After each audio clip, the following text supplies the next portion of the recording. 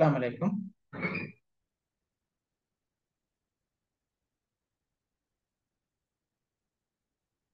السلام عليكم. وعليكم السلام. Okay, நாங்க லாஸ்டா இது வரைக்கும் பார்த்தோம். பாடலில் மேல்வரும் சொற்கள், அதாவது வினா தொகுதி 4 பார்த்தோம். அப்படியா?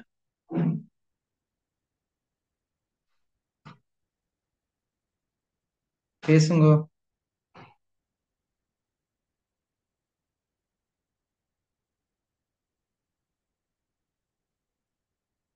இஸ்லாம் லாஸ்டா இந்த கேள்வி வரைக்கும் நாங்க பார்த்தோம். சங்ககால அகத்திணை பண்பு வரைக்கும் பார்த்தோமா? ஓ சார், இது மூணும் பார்த்துட்டு ஓகே, இன்னைக்கு நாங்க புதிய பாடல் போகணும் இல்லையா? தானே? ரைட். இது மருத நிலத்து பாடல். மருத நிலத்துல, அதாவது துறை வாயில் நேர்ந்தது. தோழி தலைமகற்கு வாயில் மறுத்து கரத்தை நாடி சென்ற தலைவன் மீண்டும் தலைவி வாழும் சேரிக்கு வந்தபோது தோழியை மறுத்து உரைத்தது. தோழி தலைவனுக்கு சொன்னது, அதாவது தரணர். ரைட். பாடலை விளங்கப்படுத்தவா? ஓகே.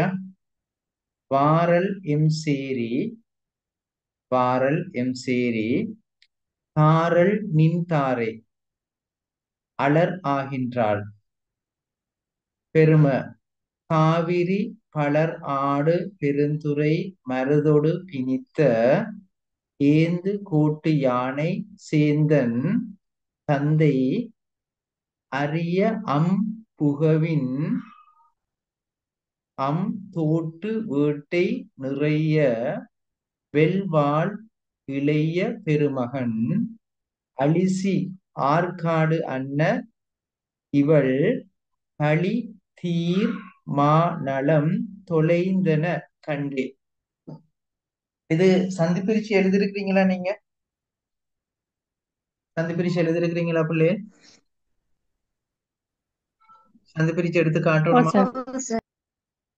ஓ, நான் சந்தி பிரிச்சு காட்ட தேவையில்ல தானே? ரைட். இது மருத நிலத்தினுடைய என்று சொன்னா, இது மருத நிலத்தினுடைய காதல் ஒழுக்கம் என்ன? சொல்லுங்க. மருத நிலத்தினுடைய காதல் ஒழுக்கம் என்ன? ஊடல். கூடல் என்ன?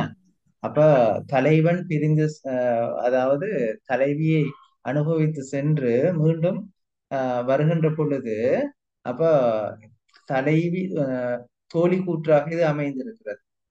வாரல் எம் சேரி, எமது சேரிக்கு வர வேண்டாம். தாரல் நின் தாரை, உனது மாலையை தர வேண்டாம். நீ வந்ததுக்கு அடையாளமாக உனது மாலையை நீ தர வேண்டாம்.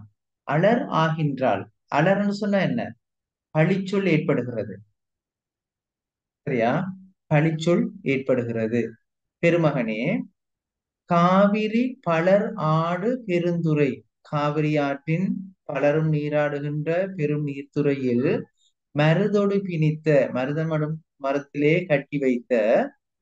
அப்ப நீங்க பாத்தீங்கன்னா பிள்ளைகள், இப்ப காவிரி ஆறு பலராடு, சரியா, மருதோடு பிணித்த ஏந்து கோட்டி யானை. இப்ப யானை எந்த நிலத்துக்குரியது?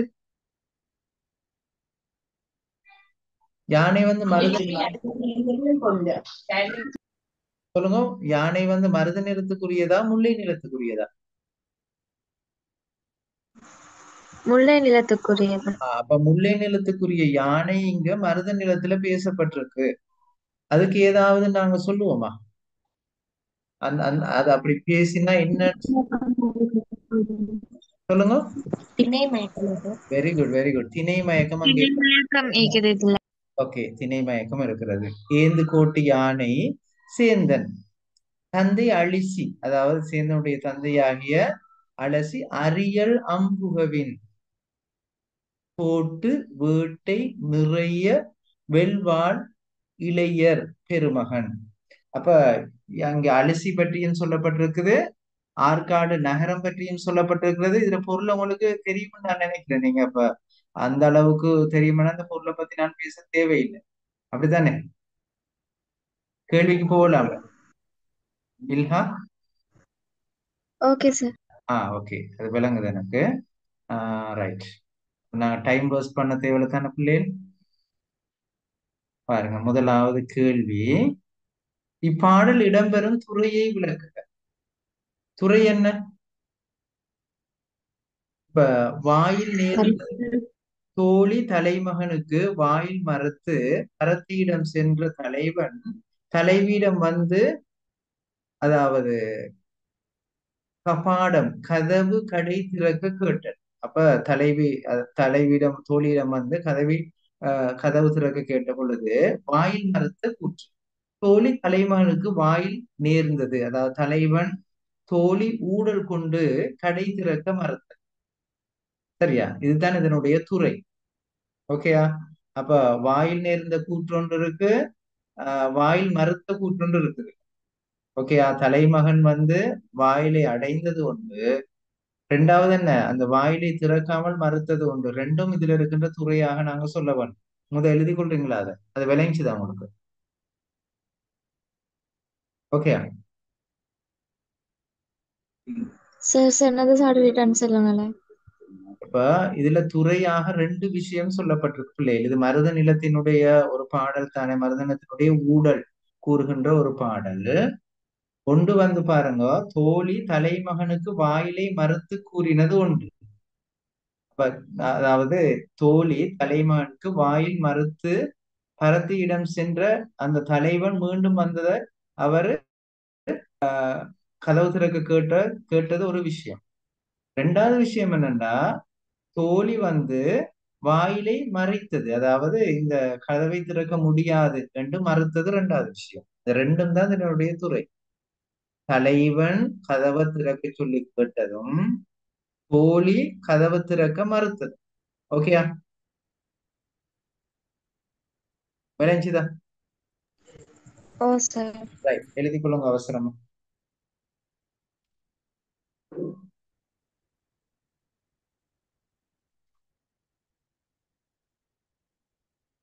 ஒரு 2 மினிட்ஸ் போதும், அவசரமா எழுதி கொள்ளுங்க.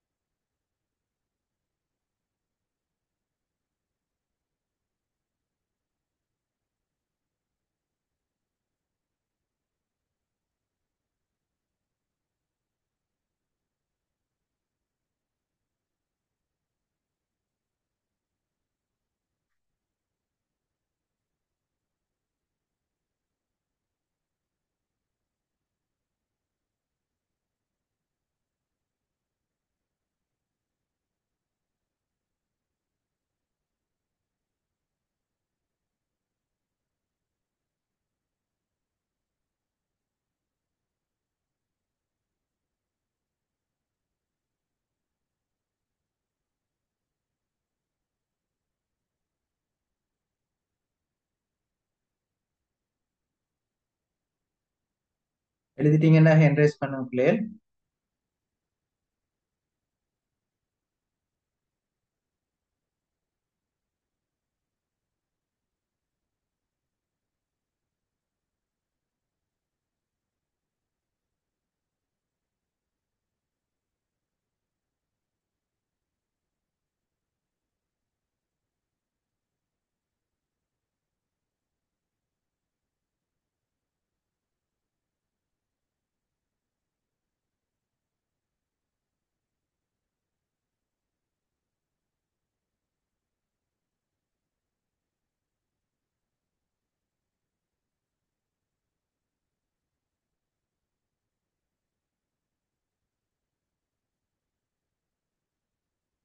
ஓகேயா ஆயிஷா, ஷஹீதா, மீரா, ரிஸ்லா எழுதிட்டீங்களா?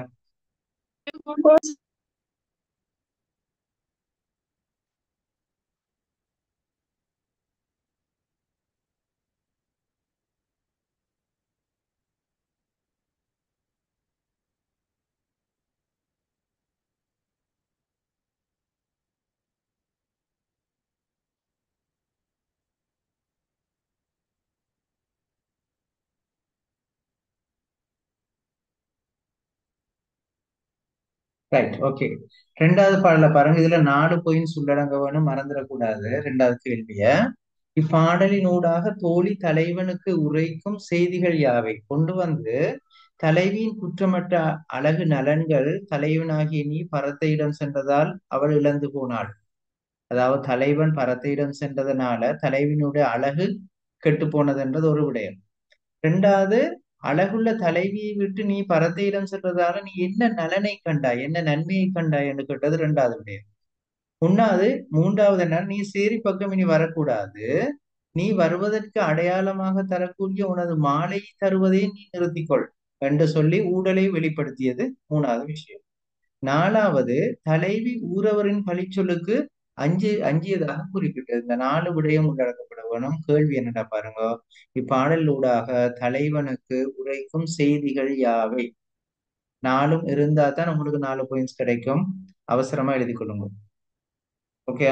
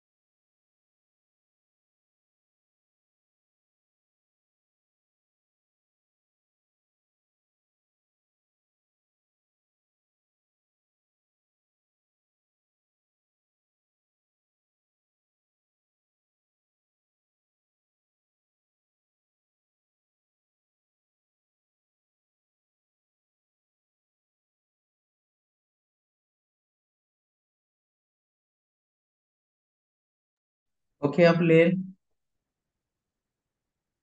Okay sir. ம். ஆயிஷா, ஃபாத்திமா, ஷஹீதா, மீரா பிள்ளைகள், நான் உங்களுக்கு அந்த புதிய பேஜ்ல ஸ்டிக்கரும் அனுப்பியிருக்கிறேன். ஷேர் பண்ணுங்க எல்லாருமா. ஓகேயா? 27.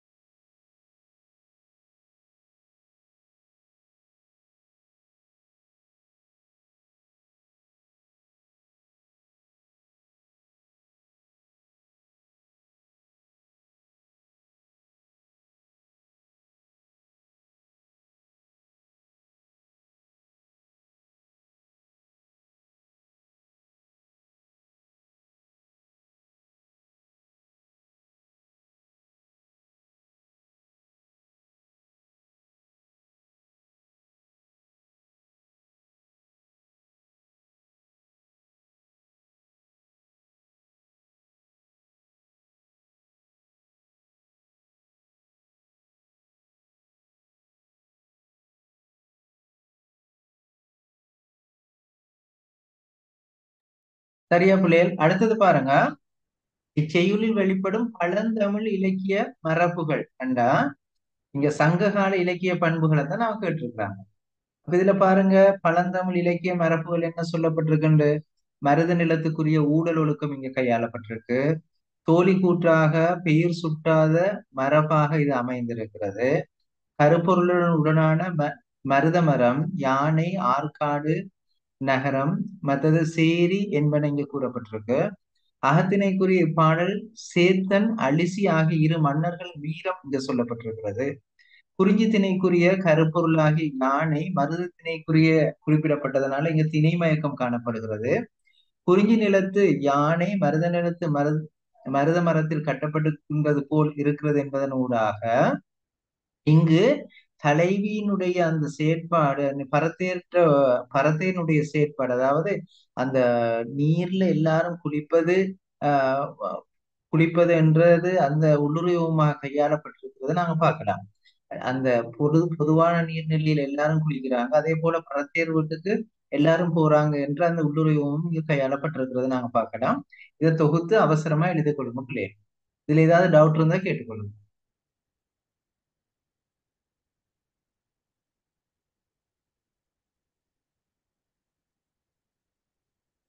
ஓகேயா ஆயிஷா, ஃபஹீமா? சரியாம்மா. Okay sir.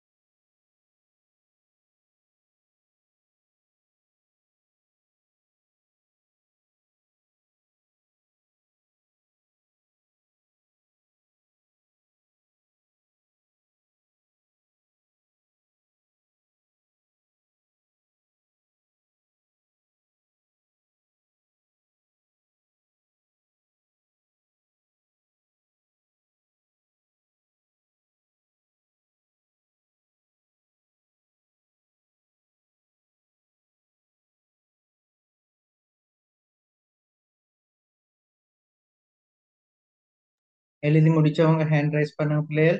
நாங்க அந்த செய்யுள் தொகுப்புல இருக்கிற அந்த செய்யுளெல்லாம் படிச்சு முடியிற நேரம் அவ்வளவு பாஸ் பேப்பரும் எங்களுக்கு செய்யக்கூடியதா இருக்கும். விளங்குதா பிள்ளைகள்? எந்த டவுட்டும் இருக்கக்கூடாது எந்த செய்யுள்ளையுமே. Okay. Okay sir.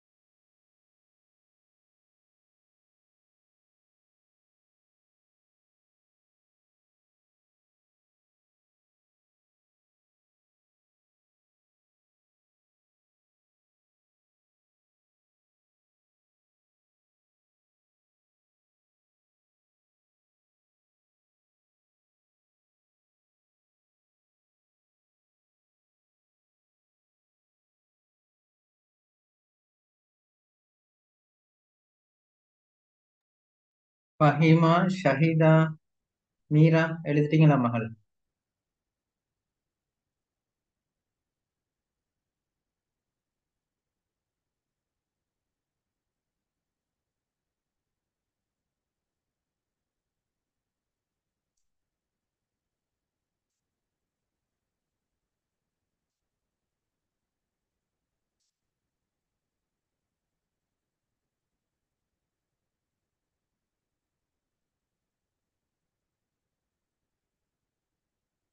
Right. Okay.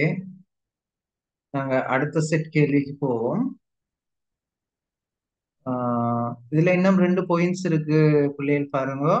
மருத நிறத்துக்குரிய ஊடல் ஒழுக்கம் இங்க கையாளப்பட்டிருக்கிறத நாங்க ஆஹ் அதையும் நீங்க அதுல எட் பண்ணிக்கொள்ளணும். அடுத்தது விலங்கு வேட்டை, கள் இறைச்சி உணவு, யானை, அதாவது யானை கடாவுதல், அடுத்தது வாள் போரில் ஈடுபடுதல், இந்த விஷயங்களும் இதுல இருக்குது. இப்பயும் சேர்த்துக் கொள்றீங்களா அதோட? ஓகேயா? Okay sir.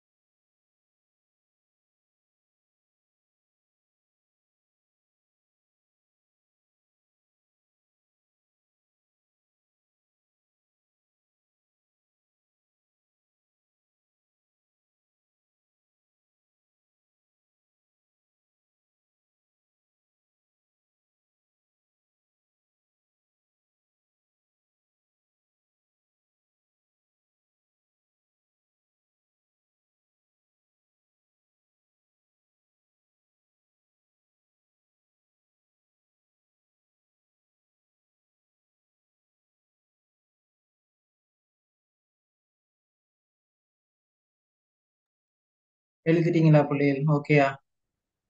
அடுத்தது ஓ சரி. 2வது வினா தொகுதி பாருங்க. பாடல் பின்வரும் தொடர்கள் எவ்வு பொருள்களில் கையாளப்பட்டுள்ளது என குறிப்பிடட்டாம். வாரல் என்றா வர வேண்டாம், தாரல் என்றா தர வேண்டாம், நிறிய ஒள்வாளண்டா பகைவருக்கு நரக வேதனையை செய்யும் ஒளி படைத்த வாழ். அடுத்தது தொலைதல் என்றா கெடுதல், அழிதல் அல்லது குறைதல். ஓகேயா? இப்ப வாரல் என்றது எவ்வகையான வினை சொல் என்று சொல்லலுமா பிள்ளைகள்? வாரல் என்பது எவ்வகையான வினைச்சொல்? ஏவல். என்னம்மா?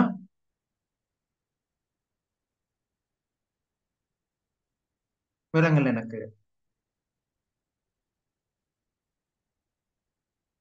எதிர்மறை வினை என்று சொல்லலுமா அது? ஆயிஷா, நான் உங்களோட அந்த அந்த இலக்கண அறிவு என்னன்னு பார்க்கத்தான் இந்த கேள்வி கேட்கிறேன். அதுக்கு எதிர்மறை வினை என்று சொல்லலுமா?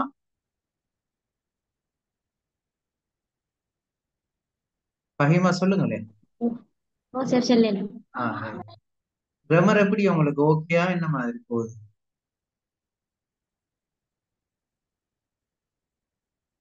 ம்? ஹாஃப் ஆஃப் மாதிரி தான் சார் போகுது அது. விலங்கல்ல. ஹாஃப் ஆஃப் மாதிரி தான் போகுது, மிச்சம் ஃபுல்லா போயிட்டு இல்ல. ஆஹ் இல்ல, நான் கேட்கிறேன் உங்களுக்கு. இப்ப சாதாரணமா நான் போற இடங்கள்ல ஸ்கூல்ல பிள்ளைகள் கஷ்டப்படுற ஒரு இடம் வந்து கிராமர். அது உங்களோட ஸ்கூலை பொறுத்தவரையில எப்படின்னு கேட்கிறேன். பரவாயில்லையா? கஷ்டப்படுறீங்களா? பரவாயில்ல. அப்படியே இல்ல சார், ஃபுல்லா போயிட்டு இல்ல. ம். சரி, பாப்போமே. நாங்க கிராமர் வாரக்குள்ள நான்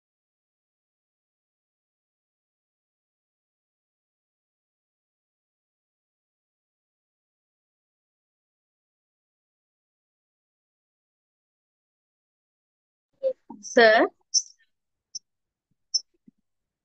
hello sir.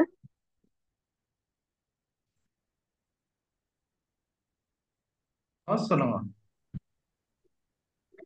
எல்லாரும் சார்பாக இன்னொரு வேண்டுகோள் உண்டு. ஓ, எங்களுக்கு இந்த பாடல்கள் இன்னும் கொஞ்சம் கிளியர் போதா? அப்படியா? எல்லாரும் கொஞ்சம் கேட்காங்க. ஓ, எங்களுக்கு இத கொஞ்சம் எக்ஸ்பிளைன் பண்ணினா ஓகே. நாங்க இன்ஷால்லா இந்த கொஸ்டின்ஸ் எல்லாம் செஞ்சு ஆன்சர்ஸே சென்ட் பண்ணுவோம். ஆ ஆ. ஓ, எங்களுக்கு கொஞ்சம் இந்த எக்ஸ்பிளனேஷன் தான் ஆகணும் சார். அப்படியா?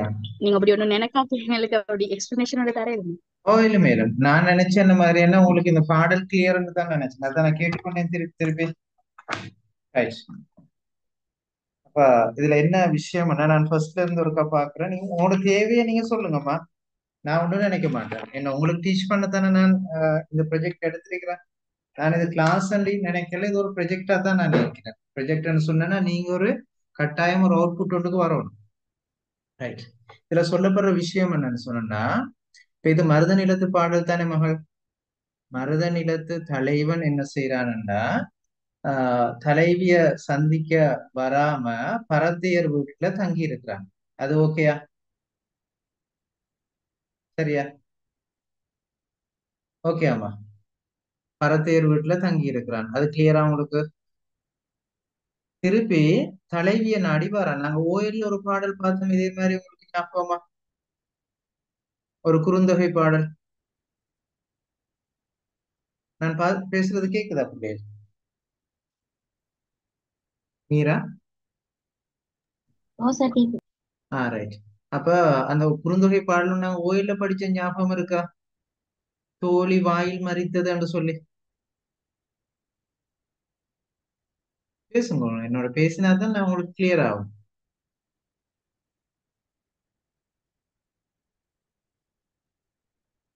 நீங்க பேசாட்டி நான் உங்களுக்கு கேட்கலையோன்னு சொல்லி நான் யோசிக்க வேண்டி வருது. அதனாலதான் நான் பேச சொல்றேன். சரியாம்மா? விளங்குதா?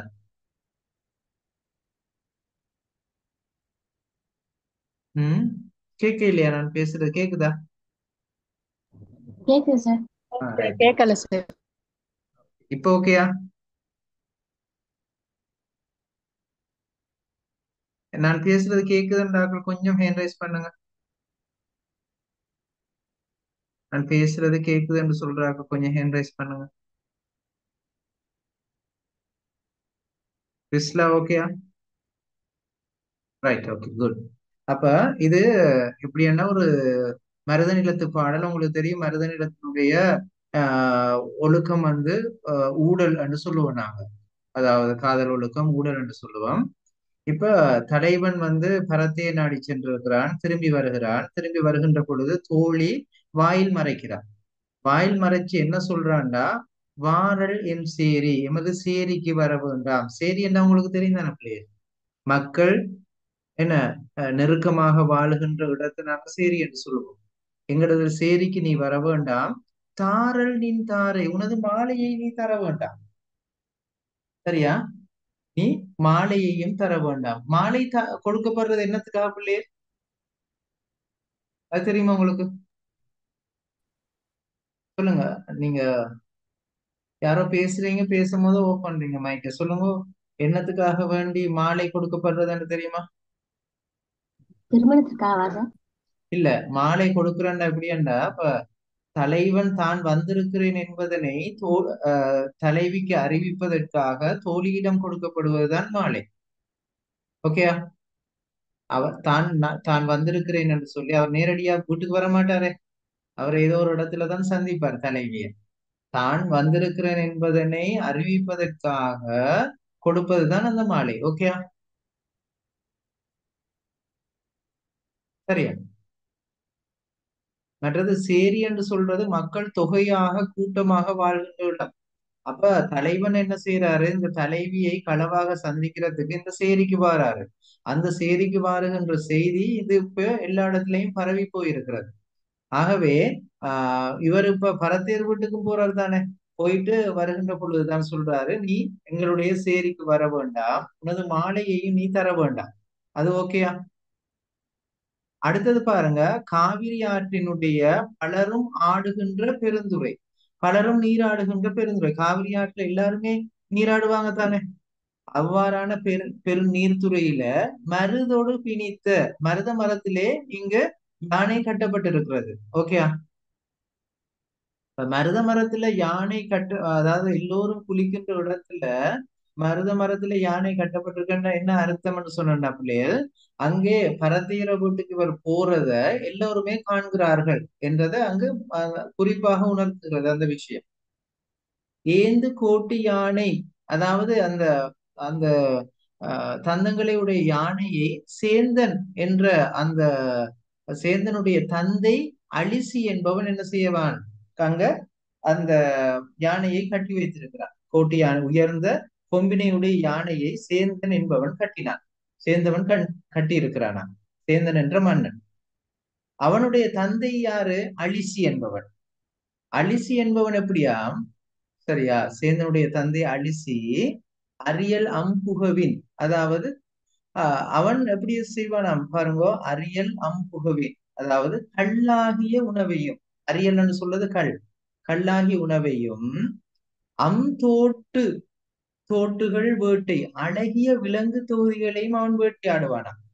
அவன் அந்த அலிசிட்டு இருக்கிற சிறப்பு என்னன்னா, அவனோட கல்லாகிய உணவு இருக்கிறது. அடுத்தது என்ன, அவன் அழகிய விலங்கு தொகுதிகளை வேட்டையாடக்கூடியவன்.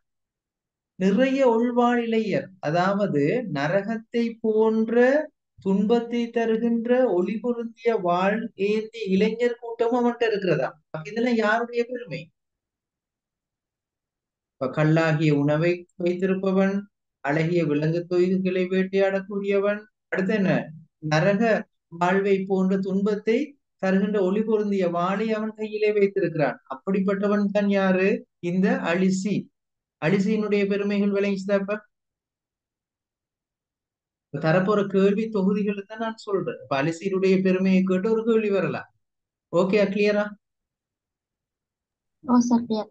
ரைட். அப்ப சேந்தனுடைய பெருமை என்ன? அலிசியினுடைய பெருமை பார்த்தோம், சேந்தனுடைய பெருமை என்ன? உயர்ந்த கொம்பினையுடைய யானையை, அவன் யானையை கட்டி வைப்பான். அதாவது முன்னே ஒரு பழக்கம் இருந்துச்சு, காட்டுக்கு போயிட்டு யானையை பிடிச்சு கொண்டு வருவாங்க. சரியா? அது ஒரு தொழில். அவன் யானையை பிடிச்சு கொண்டு வந்து போருக்காக வேண்டி பழக்குவாங்க, மற்றவங்களுக்கு விற்பாங்க. இது ஒரு தொழிலாக செய்திருக்கிறாங்க. அப்படி அந்த யானை கட்டுகின்ற தொழிலை செய்தவன் மிகவும் வீரம் கொண்டவனாக இருப்பான். ஆகவே இங்க கொம்பு யானையை பிடித்து வந்திருக்கிறார் யாரு? சேந்தன். அவன் இங்கே மருத மரத்திலே கட்டி வைத்திருக்கிறானா. ஓகே, சரியா பிள்ளை? அப்ப சேந்தனுடைய பெருமை சொல்லப்பட்டிருக்கு, அழிசியினுடைய பெருமை சொல்லப்பட்டிருக்கு. அடுத்தது தலைவி கூறுகின்ற வார்த்தைகள். ஆரம்பத்தில் நாங்க பார்த்தோம், நீ வராதே, மாலையை தராதே. ஏன் இங்க என்ன நடந்திருக்கிறது? இங்க அந்த தலைவியினுள் 4 விஷயங்கள் நாங்கள் எழுதினமே. தலைவிக்கு பழிச்சொல் ஏற்பட்டிருக்கிறது என்றெல்லாம் சொல்றான். இப்ப பாருங்க,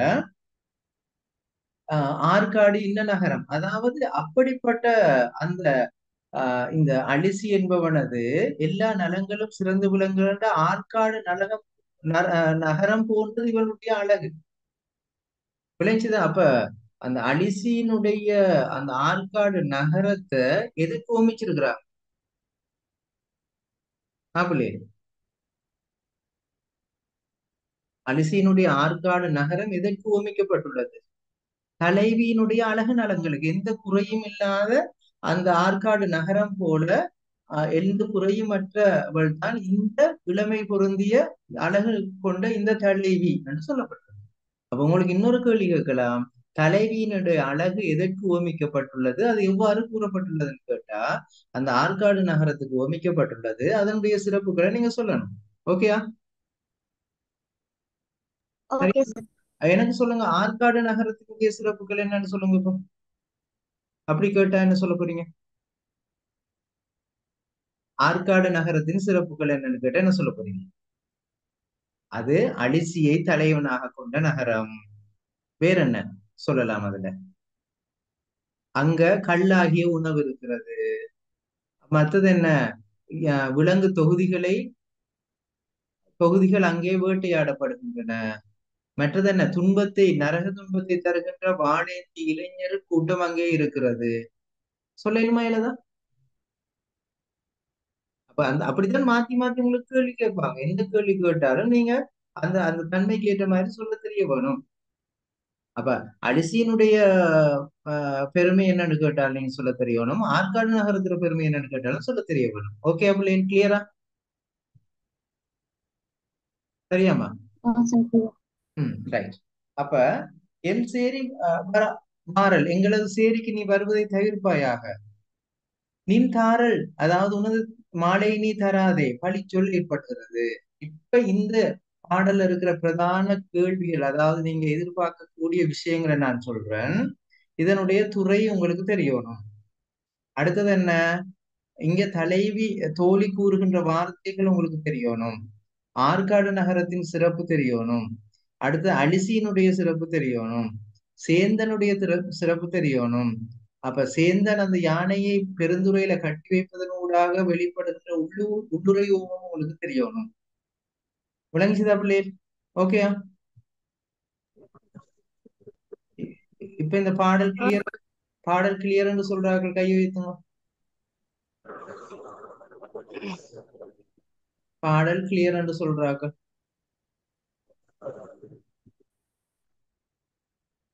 ஆயிஷா என்ன மகள்? ஓகேயா? இப்ப உங்களோட டார்கெட் சரியா? நீங்க எதிர்பார்த்தது ஓகேயா?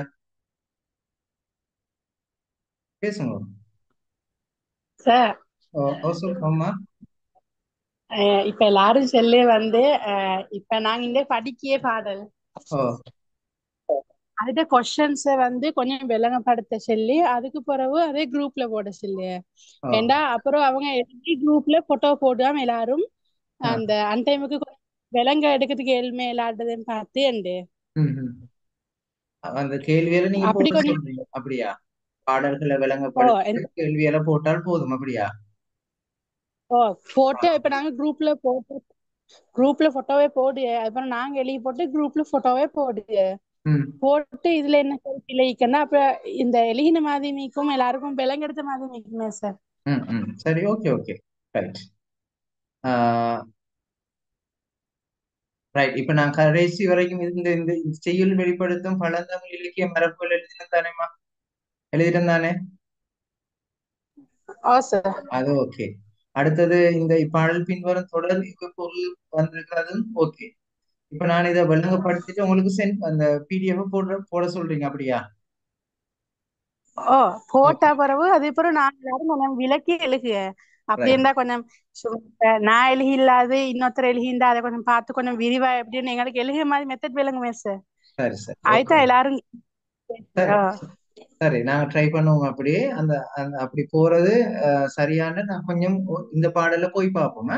அந்த மெத்தட் ஓகே ஆகுதா உங்களுக்கு? சரியா? இப்ப அடுத்தது பாருங்க. இப்பாடல் கையாளப்பட்டுள்ள உவமை அணிகளே எடுத்துக்காட்டுங்க. இதுல இருக்கிற உவமை அணிகள் பாருங்க. அலசி என்பவனுடைய ஆற்காடு நகரம் தலைவியின் குற்றமற்ற மாட்சிமை பொருந்திய நலனுக்கு உவமிக்கப்பட்டுள்ளது. அது ஓகே தானே? உவமை அணி கிளியரா? ஓகே அப்படியே. ஓகே. ரைட். அதுல உவமானம் பாருங்க. உவமானத்தை நீங்க சொல்லுங்க. இப்ப என்னன்னு சொல்லி இந்த உவமையினுடைய உவமானம் என்ன? அலிஷீட் ஆற்காடு சார். உவமேயம் என்ன? சொல்லுங்க சொல்லுங்க, அவசரமா சொல்லுங்க. தலைவியின் அழகு. தலைவியின் அழகு நலன்கள். பொதுத்தன்மை என்ன? சிறப்பு அல்லது அழகுன்னு சொல்லலாம். ரைட். இன்னொரு உவமை இருக்கு பாருங்க. பகைவருக்கு நரகம் போன்ற ஒளி பொருந்திய வாழ் சிறப்பிக்கப்பட்டிருக்கிறது. உவமானம் நகரம், நரகம், உவமேயம் ஒளி பொருந்திய வாழ், பொதுத்தன்மை துன்பம் தருதல். அப்ப இந்த ரெண்டு உவமையும் உங்களுக்கு எழுதலாம் பாருங்க. அப்படித்தானே? ஓகே, இதுல சந்தேகம் இல்லை தானே? ஓகே பிள்ளைகள், இல்ல ரைட். Okay sir. அடுத்த பாருங்க. இப்பாடலில் காவிரி ஆற்றினதும் சோழ நாட்டினதும் வளம் எவ்வாறு எடுத்து காட்டப்பட்டிருக்கு? காவிரி ஆற்று நீர்த்துறை மக்கள் எப்பொழுதும் நீராடுவாங்க. அதாவது ஆற்றோரத்தில் மருத மரங்கள் வளர்ந்து இருக்கிறது. அம்மரங்களில் யானைகள் கட்டப்பட்டிருத்தல். ரைட். இந்த இந்த விஷயமும் உங்களுக்கு எழுதலாம். ஓகேயா? சரியா பிள்ளைகள்? சார். ரைட். அடுத்த பாருங்க. இப்பாடலில் கவிஞர் கூற விளைந்த பேசு பொருளை விளக்கட்டாம். மற்றது பிள்ளைய நீங்க விளக்கி எழுதுறேன்னு சொல்லி 4 மார்க்ஸுக்கு அளவுக்கு மிச்சம் எழுத போக கூடாது. விளங்கு தானே? இப்ப நிறைய எழுதணும்ன்றது முக்கியம் இல்ல. அந்த தேவைப்படுகிற விஷயங்கள் அங்க வரணும்ன்றதுதான் முக்கியமானது. அது விளங்குதா உங்களுக்கு? ஓகேயா? ரைட். சார். இப்பாடலில் கவிஞர் கூற விளைந்த பேசு பொருளை விளக்குக. அதாவது இதுல என்ன சொல்ல முற்படுறாரு கவிஞர் சொன்னா, பரத்தையிடம் சென்று வந்த தலைவி மேல் தலைவி கொண்ட ஊடலை தோழி தலைவனுக்கு விளங்கப்படுத்துறது ஒரு விஷயம். நாங்க அந்த இதுல இந்த துறை என்னன்னு கேட்டதை நாங்க இன்னொரு முறையில விளக்கி கேட்டிருக்கிற விடயம் தான் இது. தோழி கூட்டில் வாயில் மறுத்தது. பரத்தையிடம் சென்ற தலைவன் தலைவியிடம் வந்து கதவு திறக்க கேட்ட போது தலைவியிடத்து ஊடல் கொண்டு தலைவியும் தோழியும் கதவு திறக்க மறுத்ததாகும். ஓகே, நாங்க ஏற்கனவே எழுதியிருக்கிறோம். அது கோழிக்கூற்றில் வாயில் நேர்ந்தது. மராதீர் தார் தராதீர் தரணமாலய தராதீர் என்னும் இவள் நலம் உமது பிரிவினால் துளைந்திருக்கின்றமையால் ஊரில் உள்ளோர் அவரை ஊரில் உள்ளவர்கள் எல்லாம் தூற்றுகின்றனர். எனவே தூது செல்ல உடன்பட மாட்டேன் என்பதை இங்கு எடுத்துக் கொள்கிறது தோழி சொல்றார். இப்பாடலில் கவிஞர் கூற விளைந்த பேசு பொருள், அதாவது துறை இங்க கொஞ்சம் நாங்க விளக்கி சொல்லியிருக்கோம். சரியா பிள்ளைகள்? ஓகேயா? இந்த கேள்வியெல்லாம் நீங்க தொகுத்தெடுக்கலாம் என்று சொல்றீங்க. ரைட். இப்பாடலில் பின்வரும் தொடர்கள் எவ்வளவு பொருள் வந்திருக்குன்னு சொல்லட்டாம். சேரி என்ற என்ன? தெரு அல்லது வாழிடம். அலரண்டா பேசுங்க, நீங்க பேசுங்க. அலரன் பழிச்சொல். அரியலண்டா கல். நிறையலண்டா நரகம். Okay, right. அடுத்த கேள்வியும் பார்க்கலாமா? Okay sir. இப்பாடலில் பரணரால் கையாளப்பட்டுள்ள உத்திகளை எடுத்து காட்டலாம். தலைவியின் கற்பு பழுதுபடாது நிற்கும் நிலையை கூறி தலைவனை நன்னறியில் ஒழுகுமாறு தோழி பணித்து வாயில் நேர்ந்த உத்தியாகும். அப்ப இதுல என்ன சொல்றாருன்னா தலைவியினுடைய கற்பு நெறிகள் பழுதுபடாது நிற்கும். அதாவது மற்றவங்களுடைய பழிச்சொல் வருகிறது நீங்க சேரிக்கு வருவதன் ஊடாக, ஆகவே நீ அதனை செய்யாதே என்று சொல்லுகிற ஒரு விஷயம். தலைவனை நன்னெறியில் ஒழுகுமாறு தோழி பணிக்கிறது. அப்ப அதை எப்படி கேட்கிறான்னு சொன்னா அவடத்துல நீங்க மார்க் பண்ணிக்கொள்ள வேண்டிய விஷயம் என்னன்னா, நீ இந்த இவ்வளவு அழகான தலைவியை விட்டு நீ போவதனால உனக்கு என்ன நன்மை ஏற்படுகிறது, உனக்கு என்ன நன்மை ஏற்படுகிறதுன்னு கேட்கிறான். ஓகேயா? ஒன் மினிட் இருங்க.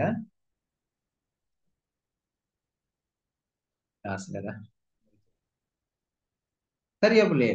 அப்ப இதுல சொல்லப்படுற விஷயம் என்னன்னா, தலைவியினுடைய இந்த மார் இதெல்லாம் கொண்டு போக வேண்டியது அம்மார், அதான் அங்கே கொண்டு வச்சிருங்க, அப்புறம் மிஸ் ஆகும். அங்க கொண்டு வைங்க, அதை நான் வச்சுக்கிற இடத்துல.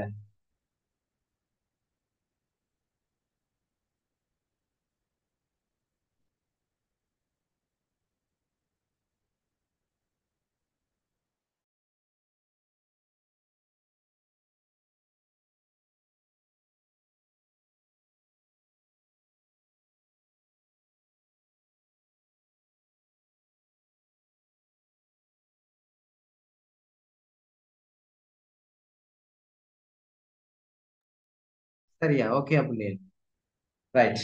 அப்ப பாருங்க, இதுல அவ சொல்றா என்னன்னா, தலைவியின் கற்பு பழுதுபடாது நிற்கும் நிலையை கூறி தலைவனை நன்னறியில் ஒழுகுமாறு தோழிக்கு பணித்தது உண்டு. அதாவது அதுலதான் அவள் கேட்கிறா என்னண்டா, தோழி கேட்கிறா, நீங்க இந்த இவ்வளவு அழகான தலைவியை விட்டுட்டு பரத்தையிட்ட போறதுனால என்ன நன்மை அடைந்தீங்க என்ற வசனத்தை கேட்கிறான். அதை நீங்க இடத்துல சேர்த்துக்கொள்ள வேணும். அடுத்து பாருங்க, தலைவியின் அழகு நலன்கள் அழிதல் கண்ட பின்பாவது நீ சேரிக்கு வருவதை நிறுத்த மாட்டாயா? அதாவது நீ மாலை தருவதை கைவிட மாட்டாயா? ஏனென்றால் நீ இதெல்லாம் விட்டு போட்டு அவளுக்கு பழிச்சொல் ஏற்படுகிறது, நீ என்ன செய், அவளை திருமணம் செய்து கொள். அதன் உனக்கு வாயில் மறுக்கப்படுகிறது என்று சொன்னது அடுத்த உத்தியாக சொல்லலாம். அந்த விஷயத்தை சொல்லி இப்ப உத்தி என்று சொல்ற நேரம் ஒன்றை தனது கருத்தை நிலைநாட்டுவதற்காக கையாளுகின்ற அந்த கையா முன்வைக்கின்ற விடயங்கள் தான் உத்தி என்று சொல்லுவோம். அது ஓமையாக இருக்கலாம், அல்லது மறைமுகமான கருத்துக்களாக இருக்கலாம், மேற்கோள்களாக இருக்கலாம், இதெல்லாம் முக்கியம். அடுத்த பாருங்க, அலிசி என்பவன் ஆற்காடு நகரம் தலைவியின் குற்றமற்ற மாட்சிமை நலங்களுக்கு ஒப்பிட்டு கூறப்பட்டிருக்கிறது. அப்ப அந்த காலத்தை பொறுத்த வரையில அலிசியினுடைய ஆற்காடு நகரம் தான் பெருமைமிக்க நகரமாக இருந்திருக்கிறது. அப்படிப்பட்ட ஒரு நிலைதான் தலைவியினுடைய நிலை என்று அதை கோமித்து கூறினது ஒரு உத்தி. அடுத்த பாருங்க, தலைவன் மாலையை தருவதால் பழிச்சொல் உண்டாகும் என்று பழிப்பதற்குரிய இழிந்த பரத்தையர் நலம் தோய்த்த தலைவன் கற்பு பழுதுபடாது இருக்கும் தலைவியின் உடலை தொடாமல் நிற்கும் தலைவனின் இழிநிலையையும் தலைவியின் மாட்சிமையையும் புலப்படுத்துகிறது. இப்ப இவர் எப்படி தலைவி தூய்மையானவளாக அழகானவளாக இருக்கிறாள். நீ என்ன செய்கிறாய்? பலரும் நீராடுகின்ற அந்த நீர்த்துறை போன்ற பரத்தையுடன் நீ சென்று வந்திருக்கிறாய். ஆகவே அப்படிப்பட்ட நீ தூய்மையான தலைவியை நாடுதல் என்பது பொருத்தமற்றது என்று கூறுவதும் இங்க புத்தியாக கையாளப்பட்டிருக்கிறது. விளையாச்சுதா பிள்ளை? அந்த விஷயங்களை ஓகேயா? ரைட். இப்ப நாங்க பார்த்துட்டோம், அடுத்த கேள்வியில பார்க்கலாம்னு நினைக்கிறீங்களா? ஓகே. ஆனா நான் இப்ப உங்களுக்கு இப்ப நீங்க கேள்வி எல்லாம் செய்யறேன் 7 மணிக்கு சொல்றீங்க தானே பிள்ளைகள்? அவ்வளவு கேள்வியும் அடுத்த கிளாஸுக்கு போது எனக்கு சென்ட் பண்ணிருக்கணும் 6 பேரும். ஓகே, விளங்குதாமா? ஓகே. 6 பேரும் எந்த காரணம் சொல்ல இல்லாத எனக்கு சென்ட் பண்ணி இருக்கணும். ரைட். அடுத்த பாருங்க, இப்பாடல் இடம்பெறும் உள்ளுரை ஓமத்தை எடுத்து காட்டுங்க. இதுல என்ன உள்ளுரை ஓமம் எடுத்து காட்டப்பட்டிருக்கிறது? மருதோடு பிணித்த ஏந்து கோட்டு யானை குறிஞ்சி நிலத்துக்குரிய யானை நிலத்தில் உள்ள மருத நிலத்தில் கட்டப்பட்டிருப்பதை போல் தலைவன் தனக்குரிய மனைவியோடு இருக்காம பரத்தையரால கவரப்படுகிறாள். இப்ப இதுல நீங்க இன்னொரு பார்க்கலாம் என்னன்னா, இப்ப இதுல மருத மரம் இருக்குதானே, அது குறிஞ்சி நிலத்துக்குரியது. ஓகேயா? சாரி, அந்த மருத நிறத்துக்குரியது. ஆனா யானை எதுக்குரியது? ஆப்பிளே குறிஞ்சி நிலத்துக்குரியது. அப்ப மருத மர அதாவது மருத மரம் வந்து இன்னொருக்க சொல்றேன் கேட்டுக்கொள்ளுங்கோ. மருத மரம் வந்து மருத நிலத்துக்குரியது. அதே நேரத்துல யானை குறிஞ்சி நிலத்துக்குரியது. அப்ப குறிஞ்சி நிலத்துக்குரிய யானையை மருத நிலத்துல கட்டுறது பொருத்தமானதா பொருத்தமற்றதா? ஆப்பிளே நிலம் மாறி கட்டப்பட்டிருக்கிறது, பொருத்தமற்றது. அதைத்தான் உன்னறிவுவமாக தோழி சொல்றா என்னன்னா, நீ உனக்குரிய தலைவிக்கு நாடாம பொருத்தமற்ற இடத்தை நாடி இருக்கிறாய். அதாவது எவ்வாறு குறிஞ்சி நிலத்தினுடைய ஒரு பிராணி மருத நிலத்துல கட்டப்பட்டதோ அது போல நீ உனது தலைவியை விட்டுட்டு வேறொரு பெண்ணை நாடி இருக்கிறாய் என்று குறிப்பால உணர்த்துவதுதான் இந்த உள்ளுரிமை. கிளியரா அந்த விஷயம் உங்களுக்கு? அது அவ்வளவும் வந்து இந்த பகுதியில சொல்லல. இப்ப நான் சொல்ற விஷயம் உங்களுக்கு கிளியரா?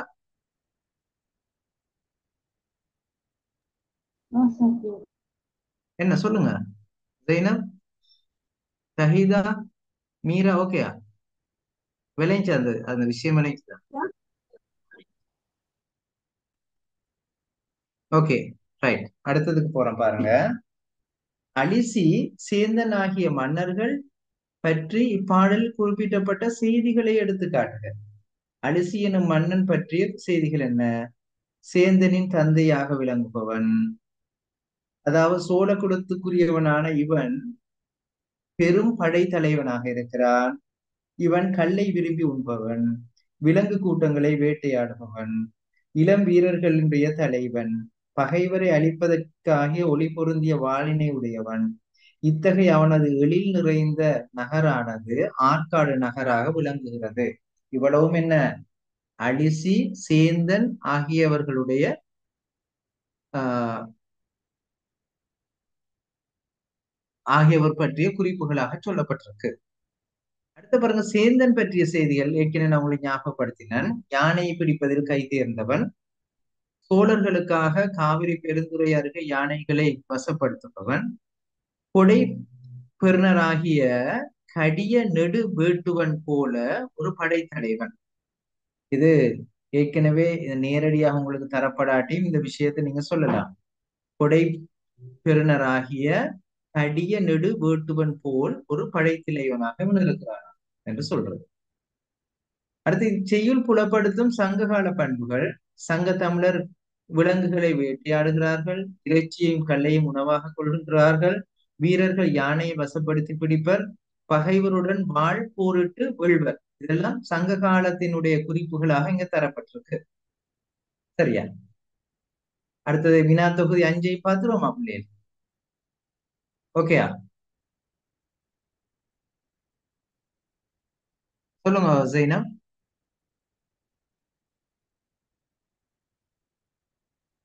Okay sir. ரைட். இப்பாடலில் கையாளப்பட்டுள்ள முதல் கருவுரிகளை எடுத்து காட்டலாம். முதல் என்றது இங்க மருத நிலத்தினுடைய குறிஞ்சி நிலத்தினுடைய மரபுகள் இங்க கூறப்பட்டிருக்கு. கருப்பொருளாக மருத மரம், யானை, ஆற்காடு நகரம், சேரி என்பன கூறப்பட்டிருக்கின்றன. அடுத்த நீங்க பாத்தீங்கன்னு சொன்னா உரிப்பொருளாக மருத நிலத்துக்குரிய ஊடல் ஒழுக்கம் கூறப்பட்டிருக்கிறது. குறிஞ்சி நிலத்து யானை, மருத ஏற்கனவே நாங்க பார்த்த விஷயங்கள் தான் மீண்டும் இதுல இருக்கு. அது உங்களுக்கு லேசாக இருக்கும். அடுத்தது பாடலில் கையாளப்பட்டுள்ள திணை மயக்கத்தை எடுத்துக்காட்டுங்க. நாங்க இது பார்த்துதான பிள்ளைய ஒரு இன்னொருக்க பாருங்க. ஒரு திணைக்குரிய கருப்பொருள் மற்றொரு திணையில் வருவதாக இங்கு தொல்காப்பியம் திணை மயக்கம் சொல்றது. ஒரு திணைக்குரிய கருப்பொருள் மற்றொரு திணையில் வருவது திணை மயக்கம் என்று சொல்லப்பட்டிருக்கிறது. இப்பாடலில் முதற் பொருளாகிய காவிரி ஆற்றை சார்ந்த மருத நிலமும், கருப்பொருளாக மருதம் மரமும், உரிப்பொருளாக ஊடலும் குறிப்பிடப்பட்டுள்ளதால் இப்பாடல் மருத நிலத்துக்குரிய பாடலாகும். எனினும் இப்பாடலில் குறிஞ்சி நிலத்துக்குரிய கருப்பொருளாகிய யானை குறிப்பிடப்பட்டுள்ளது. இது திணை மயக்கமாக நாங்க சொல்லணும். ஓகேயா? அந்த விஷயம் ஓகேயா? என்ன பிள்ளைகள் சொல்லுங்க. ரைட். அடுத்த பாருங்க, இதுல உள்ளுரிய உமம் ஏற்கனவே நாங்க பார்த்தோம், இன்னொருக்க ஞாபகப்படுத்துறோம். தலைவன் தனக்குரிய மனைவியோடு வாழாமல் பரத்தையரால் கவரப்பட்டது இங்கு சொல்லப்பட்டிருக்கிறது. அதை சொல்வதற்கு என்ன சொல்லியிருக்கிறாங்க? இக்கருத்து தமிழறிஞர் எழுதிய உரைநூல்கள் எவற்றிலும் காணப்படவில்லை. ஆனால் இது ஆங்கிலேய தமிழறிஞர் ராபர்ட் பட்லர் என்பவரால இது எழுதப்பட்டிருக்கிறதா. அதுல என்ன விஷயம்னு சொன்னா, நான் ஏற்கனவே சொன்னது போல மருத நிலத்தினுடைய மருத மரத்துல குறிஞ்சி நிலத்தினுடைய யானை கட்டப்பட்டிருப்பதுதான் இங்க பொருத்தமற்ற மனைவி அவன் நாடி இருக்கிறான் என்பதை எடுத்து காட்டுகிறது. சரியா பிள்ளை? ரைட். அடுத்த பாருங்க, காவிரி பலராடு பெருந்துறை மருதொடு பிணித்த ஏத்து கோட்டு யானை எனும் தொடர் புலப்படுத்தும் உட்கருத்தை எடுத்து காட்டுக. அதே விஷயம்தான் பிள்ளைகள் வேறொரு முறையில கேட்டுக்கிறாங்க. காவிரியில் பலராடும் துறையில நீர்த்துறையில பரத்தை இடத்து ஆண்கள் ஆகிய மக்கள் எப்பொழுதும் நீராடும் உறவு கொண்டவர்களாகவே இருக்கும். பரத்தையின் இழிவை இங்கு எடுத்து காட்டியிருக்கிறார். மருதொடு பிணித்த ஏந்து கோட்டு யானை, அதாவது வளர்ந்து செழித்து நிறைந்திருந்த குளிர்ந்த மருத மரங்களாகிய பரத்தை இடத்து உயர்ந்து வளர்ந்து தந்தத்தை உடைய யானைகளாகிய தலைவர்கள் இங்கே வந்து உறவு கொள்கிறார்கள் என்பது எடுத்து காட்டப்படுவதுதான் இந்த வரிகளினுடைய நோக்கமாக இருக்கிறது. சரியா பிள்ளை? ரைட். இந்த பாடலுக்குரிய அவ்வளவு விஷயமும் நான் இப்ப உங்களுக்கு விளங்கப்படுத்தியிருக்கிறேன். ஓகேயா? இந்த பாடலுக்குரிய பகுதியை நான் உங்களுக்கு அனுப்பி வைப்பேன். இப்ப இன்னும் உங்களுக்கு ஒரு 9 நிமிஷம் இருக்கு. சரியா? அந்த அந்த 9 நிமிஷத்துக்குள்ள இந்த கேள்வி எனக்கு எழுதி ஒருக்கா இப்ப சென்ட் பண்ணு. விளங்குதா? இப்பாடல் பரணரால் கையாளப்பட்ட உத்திகள் இது ஒரு முக்கியமான பகுதி என்றதால இப்ப நான் எழுத வைக்கிறேன். இன்னும் 9 நிமிஷம் இருக்கு, நீங்க எழுதலாம். ஓகேயா? எழுதுறீங்களா?